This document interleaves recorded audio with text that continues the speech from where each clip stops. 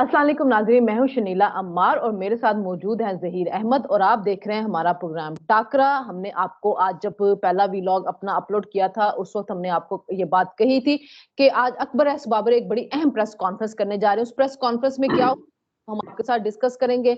आज फिर इलेक्शन की गहमा गहमी रही, जलसे हुए। मरियम नवाज ने अपने ऑफिस का इफ्तिताह किया एंड जिस हल्के से वो लड़ रही थी, शहबाज शरीफ बुरेवाला गए, बिलावल भुट्टो गुजरात गए। क्या रहा उसका, उस सब के ऊपर हम आपसे डिस्कस करेंगे। और एक और खबर आई है, इमरान खान साहब ने क्या किया लतीफ खोसा साहब के साथ, और इमरान खान ने वजूहात बताई है कि शेर रशीद की क्यों नहीं वो हमायत करें। इसके ऊपर भी हम बात करेंगे। तो सबसे पहले आपने हमारे चैनल को सब्सक्राइब करना है, बेल आइकन के बटन को जरूर प्रेस करना है। ज़हीर, आज दोपहर को जब हम व्लॉग कर रहे थे तो उस वक्त हमने कहा था कि एक स्टोरी आने वाली है कि अकबर एस बाबर एक प्रेस कॉन्फ्रेंस करेंगे। तो क्या रहा उसकी प्रेस कॉन्फ्रेंस और उसके क्या असरात सियासी तौर पे हो सकते हैं? जी बिल्कुल शनीला, उन्होंने प्रेस टॉक की है और उनकी प्रेस टॉक से ये लगा है कि वो एक कदम आगे बढ़ के, अब उन्होंने खुद कहा है कि हम लीगल जंग लड़ने के साथ साथ हम एक कदम आगे बढ़ के सियासी मामलात में, यानी कि पार्टी के हवाले से अपने वर्कर्स को और उनके कहीं जो कि पीटीआई के वर्कर नाराज हैं उन सबको जमा करके वो हम उन्होंने एक करारदाद भी पढ़ के सुनाई साहब की तरफ से जो वहां पे बैठे हुए थे उस वक्त।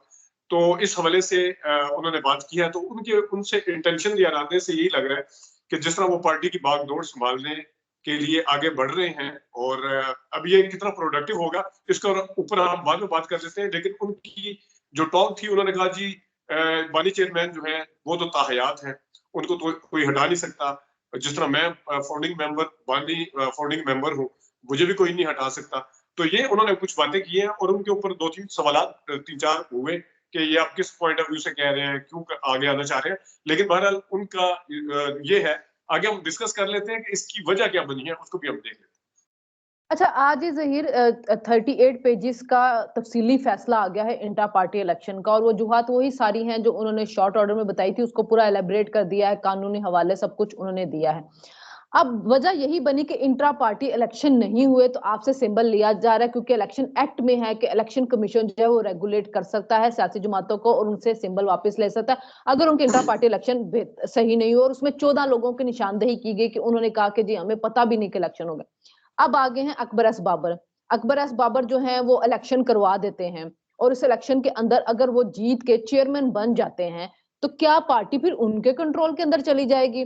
बानी ताहयात तो इमरान खान ही रहेंगे, जाहिर है पार्टी उनकी है। तो जो आजाद उम्मीदवार जीतेंगे क्या वो फिर अकबर एस बाबर के मातहत आ जाएंगे? अच्छा, ये श्रीलम मामला इतना आसान नहीं है कि कोई पार्टी का एक बानी चेयरमैन है, वो अगर उसके खिलाफ मुकदमे चल रहे हैं तो वो जितने भी बाहर से भी बंदा आएगा वो बेशक फाउंडिंग मेंबर है और वो पार्टी को इतनी आसानी से संभाल लेगा। लेकिन इस पे जाने से पहले मैं एक चीज बताऊं, आपने देखा होगा कि पिछले एक हफ्ते से वुगला की तरफ से भी और कोर्ट के अंदर भी ये बात हुई कि जिसमें अली जफर साहब ने और एक और वकील है उनके, उन्होंने बात की थी कि हम दोबारा से पार्टी इलेक्शन कर, सुलेमान अकबर राजा साहब ने, कि हम दोबारा से पार्टी इलेक्शन करवा देते हैं। अच्छा, अकबर एस बाबर का अचानक से सामने आना नहीं है, वो इसके पीछे सिर्फ ये है कि उन्हें जब नजर आया कि अकबर एस कि अगर इन्होंने दोबारा से पार्टी इलेक्शन करवा ली है, क्योंकि इलेक्शन कमीशन ने कहा था कि पीटीआई की पार्टी कागजों में है।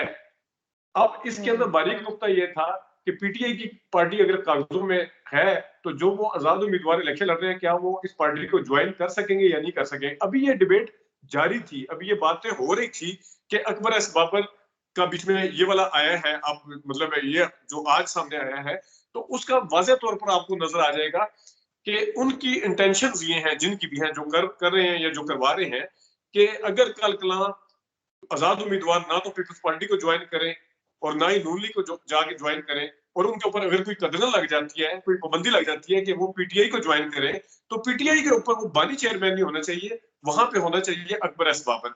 ये उनकी सोच है। ये कितना प्रोडक्टिव होगा कि जो बंदे एक एक टिकट के पीछे एक एक हल्के के अंदर इमरान जो भाग रहे हैं कि हमें टिकट दिया जाए, हमें टिकट दिया जाए, वो अकबर एस बाबर की वजह से नहीं भाग रहे, वो इमरान खान की वजह से उनके पीछे भाग रहे हैं। सबको पता है कि जिसके ऊपर इमरान खान हाथ रखते हैं वही है सब कुछ, ऑल इन ऑल वही है। उसको आप कानूनी नुक्ता नजर से देखें कितना ठीक है, कितना उसके ऊपर बहस हो सकती है, लेकिन ग्राउंड फैक्ट ये है। और मैंने बल्कि दो तीन बंदों से, जिसका मैंने इससे पहले जो हमने व्लॉग किया था, उसके उसमें भी बात की, तो मैंने उनसे पूछा, मैंने कहा जी अकबर एस बाबर साहब कह रहे हैं कि जितने पार्टी वर्कर नाराज थे, मैंने 3 बंदों से कम पूछा जो नाराज है, तो कि अकबर एस बाबर जो कह रहे हैं, वो कहते हैं नहीं जी नहीं, हम तो अकबर एस बाबर के पीछे थोड़ी जाएंगे, वो तो इमरान खान वो तो पीटीआई में है ही नहीं। सबसे पहले उन्होंने ये कहा। अब मसला ये है कि इंटर पार्टी इलेक्शन में 12-13 लाख जो मेंबर थे, वो अकबर एस बाबर के कहां से ले आएंगे, किस तरह वो उनको कन्विंस करेंगे, तो ये बड़े मसाइल है, इतना मामला सिंपल नहीं, लेकिन इनके इंटेंशन ये थे। हाँ, अच्छा, बात यह है कि चले इंट्रा पार्टी इलेक्शन होंगे तो उनको एक उम्मीदवार मिल जाएगा जो उनसे मुकाबला करेगा, तो उसकी वजह से इंट्रा पार्टी इलेक्शन में शफाफियत आ जाएगी। लेकिन ये दो चीजें हैं, एक तो ये कि जो जस्टिस बंदयाल का फैसला था, उसने पहले फैसला दिया था कि पार्टी लीडर जो है उसकी मर्जी से आप वोट दे सकते हैं, फिर बाद में आया कि नहीं, पार्लिमानी लीडर जो होता है उसकी मर्जी से। तो अगर ये चेयरमैन बन भी जाते हैं अकबर एस बाबर, तो जस्टिस बंदयाल का जो फैसला उसके मुताबिक पार्टी के पार्लियामेंट के अंदर जो उनका पार्लिमानी लीडर होगा मर्जी उसकी चलेगी।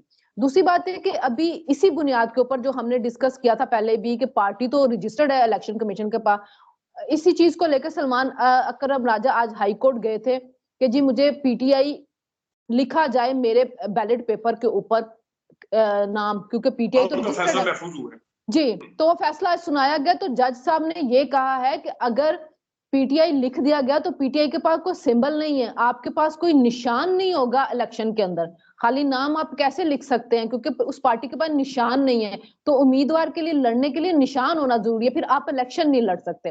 तो ये दो दो चीजें जो है वो मतलब डेवलपमेंट इसके ऊपर हुई है। तो वैसे बात सही है कि 13 लाख लोग जो बैठे हुए हैं वो अकबर एस बाबर के साथ 10 दे देंगे, 20 साथ दे देंगे, लेकिन 13 लाख लोग जो हैं वो नहीं जाएंगे अकबर एस बाबर को वोट डालने के लिए। लेकिन चलिए अच्छी बात है, मुकाबला कर लें।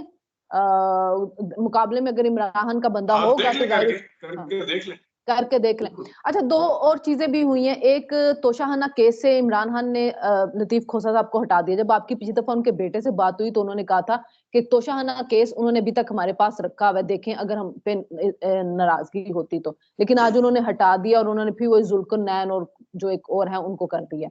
तो अब ये लतीफ खोसा पे इतना अदम एतमाद शुरू हो गया। एक तो टिकटों में भी उनने, मैंने आपको बताया ना, कुछ जगहों पे लोग नाराज हैं उनसे, तो अब ये केसी से भी हटा दिया गया। अच्छा, इसमें मैंने क्योंकि जिस वक्त किसी की ट्वीट पड़ी थी उस टाइम खबर मैंने नहीं देखी थी, बाद में फिर खबर देखी, तो फिर मैंने शहबाज खोसा साहब से बात की। शहबाज खोसा साहब इसको लीड कर रहे हैं तोशाखाना वाले केस को। तो उनसे मैंने बात की, मैंने कहा ये हुआ क्या है, क्या कहते जी ये केस अभी भी हमारे पास है और हम ही देख रहे हैं, और सैटरडे को या पता नहीं किस दिन उन्होंने आना है। उन्होंने पूरी बात ये बताई है कि एक तो हम इलेक्शन में है, हमने 2 वकील रखे, जो सलमान सफदर साहब थे उनका काम सिर्फ डेट लेना था, यानी आज डेट आगे करवाने के लिए उनका किरदार था, ये शहबाज खोसा साहब ने कहा। और दूसरा जो सिकंदर जुल्करनैन साहब है, उनका काम ये है कि उन्होंने क्रॉस एग्जामिनेशन नहीं करनी, उन्होंने सिर्फ 161 का बयान जो कि सरकार भी करवा सकती है, उनका किरदार वहां तक है। तो उन्होंने कहा है कि उन्हें एक एडिशनल हमने जिम्मेदारी के तौर पे लिया है, मेन जो कौंसल लीड कौंसल वो मैं ही हूँ, ये उनका शहबाज खोसा साहब का कहना है। जब मैंने उनके सामने सारे सवाल रखे तो उन्होंने ये कहा, मेरी बकायदा उनसे फोन पे बात हुई। अच्छा ज़हीर, एक और चीज थी जो बड़ी इंटरेस्टिंग, मैंने अभी खबर पढ़ी थोड़ी देर पहले जंग के ऊपर, कि इमरान खान ने आज सहाफियों से, जाहिर है मुलाकात उनकी हुई, तो उन्होंने कहा कि मैंने शेर रशीद की इसलिए सपोर्ट नहीं करा कि उसने प्रेस कॉन्फ्रेंस की थी। तो शेर रशीद बेचारे 40 दिन का चिल्ला भी काट रहा है और उनकी प्रेस कॉन्फ्रेंस इमरान खान को नहीं भूली अभी तक। ये बात ठीक है, क्योंकि मैं आपको एक चीज बताऊं, एक तो ज़ाहिर खान साहब के साथ इस वक्त जेल में 2 बंदे तो हैं, ठीक है। उनमें अगर शाह महमूद कुरैशी साहब की मैं बात करूं, तो शाह महमूद कुरैशी साहब वो बंदे हैं, मैंने खुद शनीला अपनी आंखों से शाह महमूद कुरैशी साहब और शेख रशीद साहब को स्टेज के ऊपर इस बात पे लड़ते हुए देखा मैं, जिस वक्त इमरान खान जलसे करने जाते थे कि चेयरमैन के साथ मैंने बैठना है। एक दफा शेख रशीद साहब ने बैठने की कोशिश की थी, तो जितनी शाह महमूद कुरैशी साहब की राइवलरी जावेद आशरी साहब के साथ थी जिस वक्त वो पार्टी के सदर थे, इतनी ही राइवलरी उनकी शेख रशीद साहब के साथ थी, अगरचे वो पार्टी में नहीं थे, अगरचे उनकी अपनी पार्टी है, लेकिन वो चेयरमैन पीटीआई के बहुत करीब थे। दूसरा, जाहिर है वो जेल में है, वो जब इस तरह की बात करेंगे कि देखें जी हम इस तरह के बंदे को क्यों ले, शाह महमूद कुरैशी, ये मैं अपने तजिए की बुनियाद पे और पीछे एक चला आ रहा है उसकी बुनियाद पे कह रहा हूँ, ये इन्फॉर्मेशन नहीं है। और दूसरा, जो शेख रशीद साहब के हलकों का मानना ये है कि इमरान खान साहब जो है, उनके वकील का मानना ये है मेरी उनसे तफसील से बात है कि इमरान खान साहब को जो कुछ कहा जाता है, जो कुछ बताया जाता है, वो उल्टा पुल्टा करके बताया जाता है, उन्हें और किस्म की तस्वीर बताई जाती है। फिर उनका ये भी मानना है कि क्या इमरान खान साहब ने शेर रशीद साहब का वो इंटरव्यू देखा है। ये मैं उनकी बात बता रहा हूँ। अगर इमरान खान साहब ने शेर रशीद साहब को, वो मुनीर फारूक के इंटरव्यू की बात करें कि अगर इमरान खान साहब ने शेर रशीद साहब का इंटरव्यू देखा होता तो जिन हलकों ने वो इंटरव्यू करवाया था वो उनको पसंद नहीं आया, उन हलकों को, तो अगर इमरान खान साहब देख लेते तो कभी भी ये फैसला ना करते। ये उनका क्या, अच्छा उनकी मैं बात बता रहा हूँ। अच्छा अच्छा, हम आगे चलते हैं, जलसों के ऊपर एक डेवलपमेंट हुई है वो बता देते हैं। एक तो सनाउल्लाह मस्ती खेल जो पीटीआई के थे, उनको भक्कर से इलेक्शन लड़ने की इजाजत मिल गई। दूसरा ये कि सनम जावेद की अपील मंजूर हो गई कल, और जस्टिस मुनीब अख्तर लीड करेंगे, सरबराही कर रहे हैं 3 रुकनी बेंच की, जिसने सनम जावेद के सुनना है। और उसके अलावा परवेज इलाही की भी अपील जो मंजूर होगी, उस पर भी सुप्रीम कोर्ट ने बेंच बना दिया, उसको मंसूर अली शाह जो है वो लीड कर रहे हैं। तो ये देखते हैं कि इनसे क्या आता है। वैसे टाइम कम है, और मुझे ये लग रहा है कि अगर सनम जावेद के मंजूर हो जाते हैं, वहां पे एक और बंदा मौजूद है, उसकी भी टिकट पहले से होगी, उसने कागजात वापस नहीं लिए होंगे, बैलेट पेपर के ऊपर उसका भी निशान आ चुका होगा, इसका निशान भी आ चुका होगा, ये बड़ा एक घरमास मचेगा आखिरी टाइम के ऊपर। अच्छा नहीं, हाँ, जिस तरह मस्ती खेल का आपने बताया, तो स्पेशल कोर्ट ने ऑर्डर किया है मस्ती खेल वाले उसमें कि उसको ईसीपी को ऑर्डर किया है कि इनका जो निशान है वो बैलेट पेपर पे डाला जाए। तो सेम केस मेरा हाँ, ये इसी तरह ही होगा वो डाला अगर जाएगा, वो आ लेकिन जाता है जिनका वापस। डाला गया, लेकिन जिनको पहले टिकट दी गई उनका नाम भी बैलेट पेपर पे मौजूद होगा। ये मैं कह रही हूँ ना कि वो ना अगर निकला हुआ उसमें हाँ, से, ये हाँ और इसमें एक हाँ चीज हो रहा है कि चले कम से कम ये एक फील आ रही थी, उस फील को कदरे अब थोड़ा सा उसका तासर छटेगा कि हाँ। जो मुनीब अख्तर साहब थे, या जो वो वाले जज जिनका शायद लाइक माइंडेड नहीं है, काजी फैसला के वो नहीं है, तो मेरे ख्याल में ये एक अच्छी बात है कि उनको केस दिया गया है और वो सुनेंगे और सरबराही करेंगे। मेरे ख्याल में ये अच्छी और बात है। वो हाँ, उस तरह और का तासुर नहीं आना अभी चाहिए कि तक, शायद। हाँ, अभी तक जितने भी ये जो बेंच बने हैं, जो ये केसेस देख रहे हैं, उनमें किसी में जस्टिस फायज़ खुद नहीं बैठे हैं, वो सब उन्होंने दूसरे जजेस को दिए हैं। और ये तो काजी परवेज फैसल साहब एक तो 38 पेज का फैसला लिखने में मसरूफ भी थे। मसरूफ थे। दूसरा ये है कि जाहिर है चले अब अच्छा, देखें कई देखें मेरी मेरी बात सुने ना, बंदयाल ने तो ये भी नहीं किया ना, चले इन्होंने कुछ ना कुछ तो कर दिया ना आपकी, चाहे ऑप्टिक्स क्या बेहतर किया करने है? के लिए जिसके लिए भी किए, नहीं नहीं, वो बेंच चेंज कर जो दिए, बेंच चेंज कर दिए, जो बंदयाल ने जो तो नहीं किया जो ना। जो ये तो है फिर जो जो जस्टिस काजी फैसल साहब ने ये लॉ एक्सपर्ट्स की भी नजर में भी और साफियों की नजर में भी जो कर दिया ना पीटीआई के साथ, वो बंदयाल ने उतनी फेवर नहीं की थी जितनी इन्होंने उनके खिलाफ ये ना बुराई अपना की के है। ये की हुकूमत उठा के परवेज इलाही की गोद में डाल दी थी उन्होंने। अच्छा, हम बात कर लेते हैं अब, राउंड अप कर लेते हैं जलसों का। मरियम नवाज ने जलसा नहीं किया आज, उन्होंने अपने ऑफिस का इफ्तिताह किया, लेकिन बड़ा अच्छा क्राउड वहां पे जमा हुआ था। शहबाज शरीफ, वैसे एक बात थी कि हम लोग ये समझते थे कि शहबाज शरीफ के जलसे इतने कामयाब नहीं होंगे, लेकिन उनका अहमदपुर शर्किया का भी और बुरेवाला का भी अच्छा जलसा था, क्योंकि एक एक दो दो सीट वाले वो हल्के हैं, तो उसके बावजूद अच्छा क्राउड उन्होंने निकाला। बिलावल ने गुजरात में किया था, बस मुनासिब ही एक उनका वो था, लेकिन बिलावल जो है वो पीटीआई का वोट बैंक लेने के लिए पीटीआई वालों को डरा रहे हैं। वो जैसे कहते नहीं, सो जाओ वरना रात को जिन आएगा आपको उठा के ले जाएगा, तो कह रहे मुझे वोट दे दो वरना नुमाशी आप पे बड़ा जुल्म करेगा। ये क्या स्ट्रेटेजी चल रही है अच्छा, बिलावल की वैसे तरफ से? मैं और ये बड़ी साथ ही दिलचस्प बात है कि जिस तरह मैं हम पहले दिन से कह रहे हैं कि उनकी ये तो जिस टाइम, अब तो खैर उन्होंने ओपन कहना शुरू कर दिया है, जिस टाइम इन्होंने शायर कनायतन में बात की थी आज से 15 दिन पहले और 20 दिन पहले, मैंने अपने व्लॉग में इधर ही इसी जगह पे हमने जब बात की थी, तो मैंने कहा था कि ये उनकी हमदर्दियां अब तो ओपन हो गया।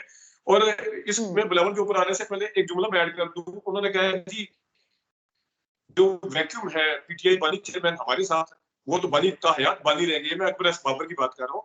तो इसका मतलब ये है अच्छा, कि वो भी पीटीआई के वोटर सपोर्टर को नाराज नहीं करना चाहते। उन्होंने इमरान खान के खिलाफ हमेशा पहले बात की थी, अब वो पूरी प्लानिंग के तहत आए हैं। मैं सुन के हैरान था कि वो वैक्यूम जो है बीच में, उसको हम कवर करना चाह रहे हैं। तो पीटीआई के वोटर सपोर्टर वो तो ताहयात बानी है, तो वो भी यही वाली काम कर रहे हैं जो बिलावल भुट्टो कर रहे हैं। अच्छा, बिलावल भुट्टो की तरफ आते हैं। एक तो उन्होंने बिलावल भुट्टो ने ये बात आपकी बिल्कुल ठीक है, और मैं क्योंकि कमर ज़मान कायरा के हल्के में था, तो कमर ज़मान कायरा सब जरा हाथ हल्का रखे हुए थे, लेकिन उन्होंने बिलावल भुट्टो ने उसी तरह ही हाथ रखा, रंदा फेरा है।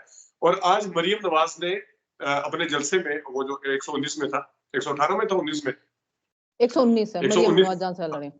जो जहां पे वो थी शाइस्ता परवेज थी, उन्होंने आज बगैर नाम लिए, बगैर तौर पे जवाब दिया है। अब लोग इसके ऊपर ये चारगोइयां कर रहे हैं कि ये एक दोबारा से क्या नजरियाती मामलात हैं, या ये सियासी मामला है, या वो नुरा कुश्ती का जो लफ्ज इस्तेमाल किया जाता है वो है, जो भी है। लेकिन इस तरफ से भी, और न सिर्फ मरियम ने जवाब दिया बल्कि शहबाज शरीफ ने भी बगैर नाम लिए बिलावल भुट्टो को जवाब दिया। मरियम नवाज ने तो पर्ची पढ़ने के हवाले से भी बात की है। तो ये एक मामला जहाँ पे इलेक्शन जैसे जैसे करीब आ रहे हैं वहां पे गहमा गहमी भी बढ़ रही है, और वहां पे इस तरह की आपस में सारा कुछ बढ़ रहा है। लेकिन वो अलग बात है कि अभी सिर्फ साल भी नहीं हुआ जब एक दूसरे की तारीफें कर रहे थे, एक दूसरे के साथ खड़े हुए थे, वो अलग बात। मेरे ख्याल में जितनी बिलावल भुट्टो की तरफ से तनकीद होनी शुरू हो गई तो कहीं ना कहीं जवाब बनता है। फिर होता ये है ज़हीर कि आपका वोटर नाराज होना शुरू हो जाता है कि भाई ये क्या बात है, वो इतनी तनकीद कर रहा है और आप चुप करके बैठे हुए हैं। तो कहीं ना कहीं उन्होंने जवाब दिया, लेकिन थोड़ा डिसेंट वे में दिया है। और बिलावल भुट्टो तो खैर आजाद उम्मीदवारों पर नजरें लगा के बैठे हुए, हर थोड़ी देर बाद कहते हैं हम आजाद उम्मीदवार के साथ जो है ना हुकूमत बनाएंगे, हम आजाद नहीं, वो उम्मीदवार के तो साथ। शिकस्त मान ली ना। वो तो आज मैं किसी बड़े साफी की ट्वीट पढ़ रहा था कि इन्होंने ज़हनी तौर पर, पता नहीं किसकी थी, लेकिन हमने ये बात आज से 10 दिन पहले शनीला यहाँ पे की हुई है कि ज़हनी हाँ तौर पे जी, शिकस्त मान चुके हैं। जिस दिन इन्होंने पहले दिन आजाद उम्मीदवार के वो किया था, आजाद उस दिन ये उम्मीदवार ज़हनी तौर का, पे आप हाँ। शिकस्त मान ली। हाँ जी, आज़ाद उम्मीदवार का करके तो इन्होंने पहले दिन से ही कहना शुरू हुआ कि आज़ाद उम्मीदवार के साथ बनाएँगे, आज़ाद उम्मीदवार के साथ बनाएँगे। अपनी सिंपल मेजॉरिटी उनकी अभी वो जो है ना नज़र नहीं आ रही। चलिए कल हम फिर अब थोड़े से दिन ही रह गए हैं, 11-12 दिन रह गए हैं इलेक्शन आने में, और इलेक्शन के करीब जो गहमा-गहमी होनी चाहिए थी वो अब हमें नज़र आनी शुरू हो गई है। हर जगह पे बैनर, पैनाफ्लेक्स, कॉर्नर मीटिंग, और ख्वाजा आसिफ साहब की कैंपेन तो मुझे बड़ी अच्छी लग रही है। खाते-पीते नज़र आ रहे हैं, कहीं पे जलेबियाँ खा रहे हैं, कहीं पे पकोड़े खा रहे हैं। तो अच्छी बात है, उन्होंने एंगेज किया हुआ है अपने बाज़ारों को और रौनकें लगाई हुई हैं सबने। तो अल्लाह करे कि खैर खैरियत के साथ अमन और अमान के साथ इलेक्शन हो जाए। तो चलिए कल हम नई जो डेवलपमेंट होगी, कुछ चीज़ें जो हुई हैं सियासी तौर पे, उसके बारे में कल हम बात करेंगे और फिर बताएँगे कि क्या हो रहा है। आप हमारे चैनल को सब्सक्राइब करें, लाइक करें और वीडियो को आखिर तक देखा करें ताकि बीच-बीच में आपको खबरें मिलती, जैसे अभी अकबर एस बाबर की ज़हीर ने दरमियान में दे दी। अगर आप शुरू में देख के छोड़ के वीडियो चले जाते तो ये खबर आपको ना मिलती। फिर मुलाकात होगी। अल्लाह हाफ़िज़।